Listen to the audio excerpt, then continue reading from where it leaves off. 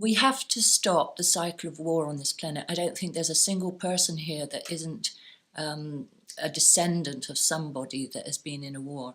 So I know that I was born directly from parents who were in the war, but my parents were also descended from their parents who'd been in a war, and that trauma is passed on generationally. It affects our nervous system, it affects our cortisol levels and our capacity to resolve stress. So we're all carrying this generational imprint of war, and that it's deepening the trauma for everyone on this planet, which means that we have an incredible destructive cycle of war and environmental damage and abuse and addiction and all sorts of trauma happening on this planet because of a legacy that we carry.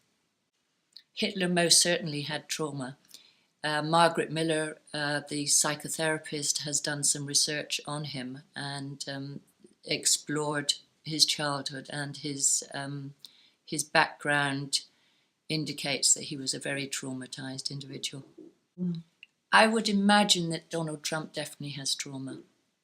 I understand that he went to boarding school, and almost all children going into boarding schools are certainly traumatized by the experience. The signs that you have trauma might be that you have bad sleep patterns, that you have addictions, that you have rapid mood swings, that you have chronic illness, that you have fears, obsessions, and difficulties in your relationships. I can tell when someone has resolved their trauma because they are so much more open, their nervous system is much calmer, they don't go into reactive behaviour, they're able to just flow a lot more, be a lot more at ease and at peace with whatever is coming up in their life.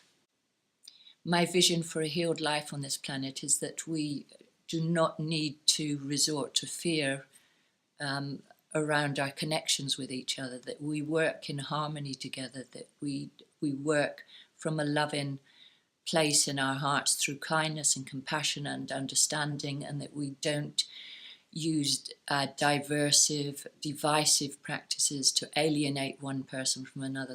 Together as one humanity we can create heaven on earth.